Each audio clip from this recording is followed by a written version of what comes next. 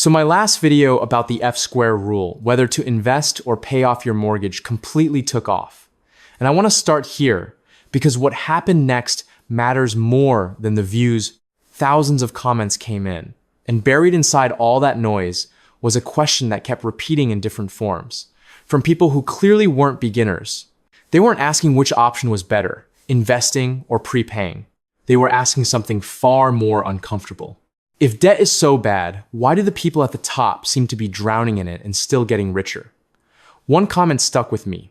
Someone said their boss owns multiple rental properties, uses a business line of credit, just refinanced another mortgage, and somehow keeps stacking net worth into the millions.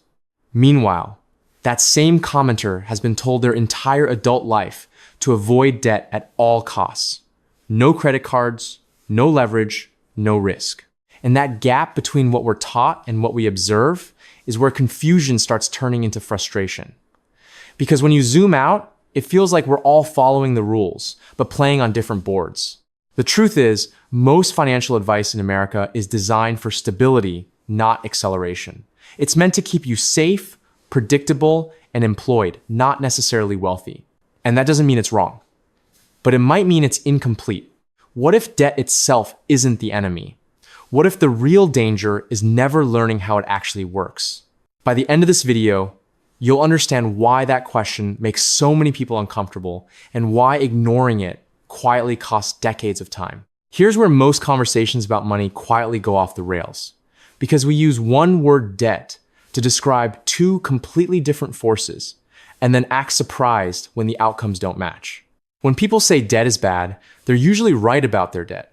The credit cards charging 24% interest, the car loans losing value the moment you drive off the lot, the student loans that follow you for decades, regardless of how your career turns out. That kind of debt doesn't just slow you down, it actively pulls your future backward. It consumes cash flow, adds stress, and leaves you with nothing productive on the other side. But here's the part almost no one explains clearly. While you're being warned to stay away from debt entirely, the wealthy are using a completely different category of it. Not to consume more, but to control assets. They don't ask, how fast can I pay this off? They ask, what does this borrowed dollar earn while I'm holding it? That single shift changes everything. Because debt tied to income-producing assets behaves differently. It can inflate your balance sheet while someone else helps service the payment. It can turn time into leverage instead of an enemy. And once you see that distinction, you start noticing something unsettling. The advice that keeps most people safe is not the same advice that helps people scale. Stability and growth are not the same goal, and they don't use the same tools. The real mistake isn't using debt. It's using the wrong kind for the wrong reason, without understanding the math behind it. And once that clicks, the next question becomes unavoidable. If the problem isn't debt itself, why does so much responsible money still feel stuck? For most Americans, hitting $100,000 feels like crossing a finish line. It's the number we're told proves discipline, intelligence, and responsibility. And to be fair, it is an achievement far more than the average household ever reaches. But here's the uncomfortable truth. Saving money and building momentum are not the same thing. In today's economy, cash by itself is passive. It sits, it waits. And while it waits, time keeps moving. When most people finally reach that $100,000 mark, they do exactly what they were taught to do. Protect it. They put it into a single property, or park it in low-risk investments, or lock it into equity they can't touch without consequences.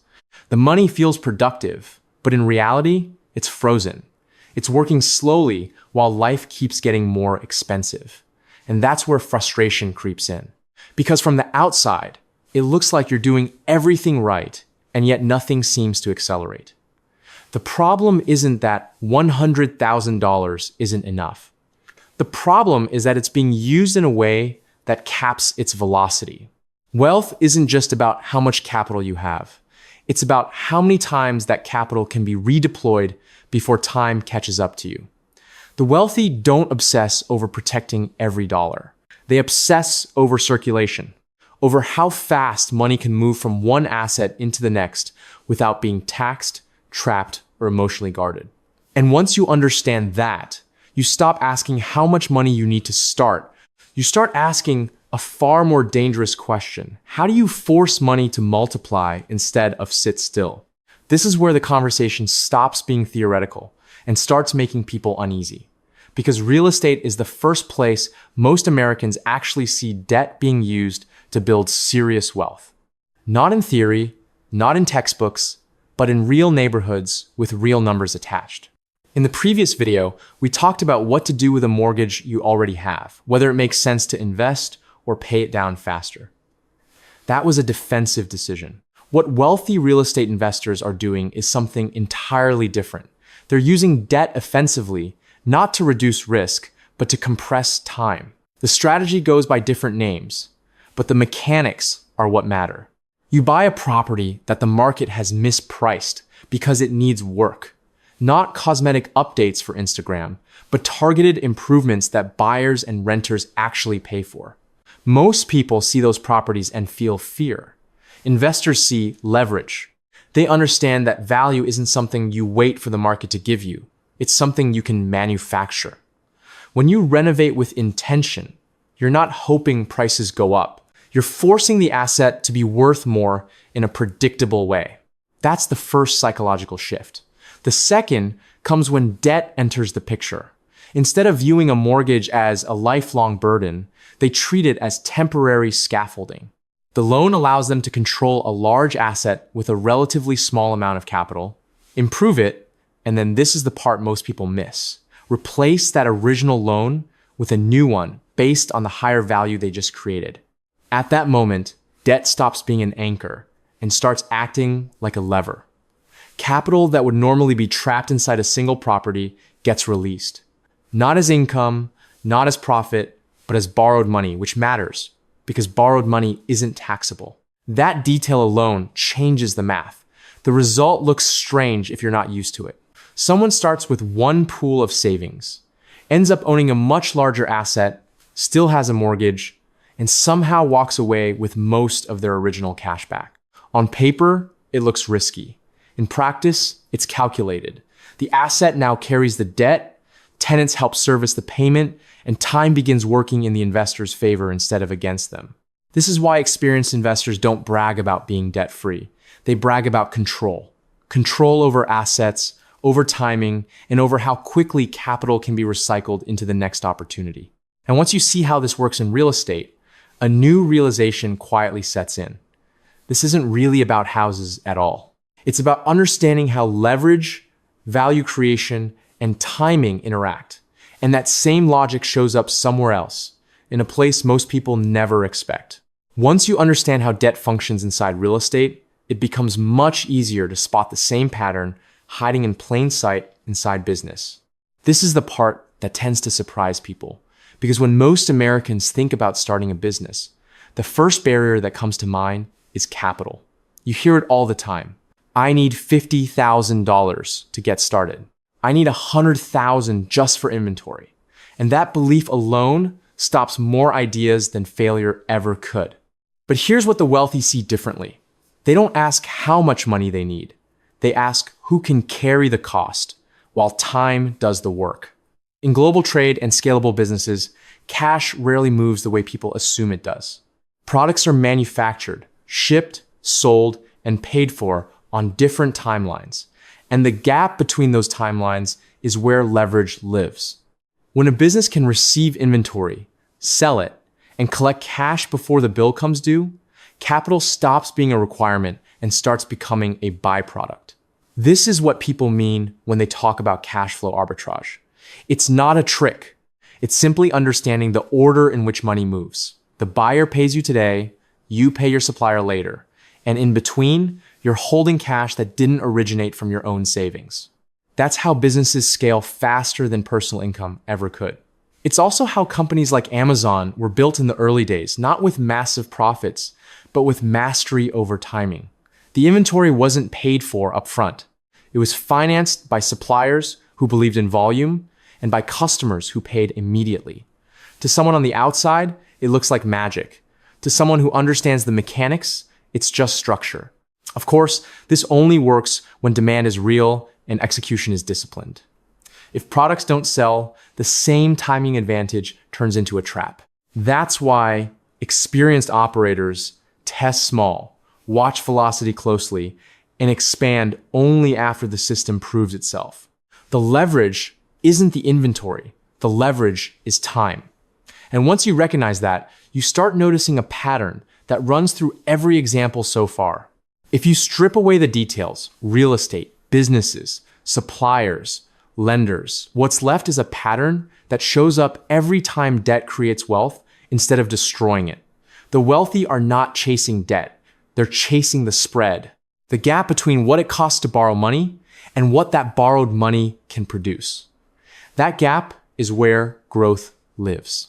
When someone borrows at 7% and uses that capital to generate 4%, they're slowly bleeding.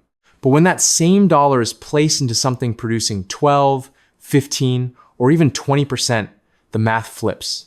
Debt stops being a liability and starts behaving like fuel. This is why wealthy investors obsess over numbers that most people ignore.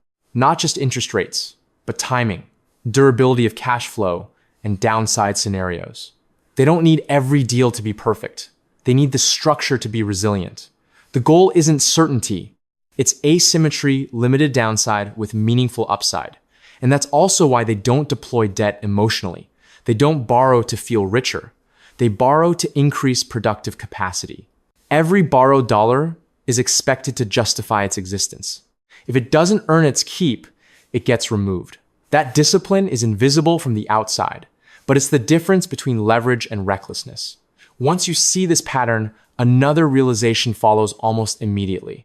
If debt itself isn't the problem, then the real danger must come from somewhere else, and it does. It comes from using powerful tools without respecting how quickly they can turn against you. This is the part most videos rush through or soften because it's uncomfortable, and it ruins the fantasy that leverage is some kind of cheat code. Every strategy you've heard so far can destroy you if it's executed without margin, not slowly, violently. Real estate deals don't fail because debt exists. They fail because assumptions break, renovations run long, budgets get blown, appraisals come in low, tenants don't show up when the spreadsheet said they would. And when that happens, the same leverage that accelerated progress starts accelerating losses. In business, trade credit looks brilliant until demand stalls. If sales slow and payment terms stay fixed, you're suddenly staring at a bill with no cash behind it. That's how people end up with warehouses full of inventory they can't move and obligations they can't delay. Debt doesn't forgive optimism. It punishes it. This is why the wealthy don't rely on best-case scenarios. They plan for friction. They keep reserves even when returns look obvious. They assume timelines stretch and costs rise. When a renovation is estimated at $55,000, they mentally prepare for 75. When sales models predict 150 units per day, they stress test what happens at 100. That discipline is boring, but it's survival. The difference between people who recover from mistakes and people who get wiped out is almost never intelligence. It's buffer, it's patience, it's respect for volatility. Leverage magnifies everything, including your errors. And once you accept that, the conversation shifts again, away from tools and tactics, towards something deeper, the type of game you're actually choosing to play with money. At this point, it becomes clear that most arguments about money aren't really about numbers at all. They're about which game someone is playing often without realizing it. Game one is the default path. You trade time for money, keep debt minimal, save consistently, invest passively, and let compound interest do its work over decades. It's stable, predictable, and emotionally comfortable. For many people, it works just fine. Game two operates on a different axis. Instead of protecting time, it tries to compress it. Debt and leverage are used to acquire income-producing assets, to scale faster than personal savings would ever allow, and to optimize taxes along the way. The upside is speed. The downside is complexity and risk. Neither game is morally superior. They simply reward different behaviors. Problems arise when people mix the rules When someone plays game 1 emotionally, but borrows like game 2, or plays game 2 without the discipline and structure it requires, that's where confusion turns into regret. The wealthy aren't secretly smarter or luckier.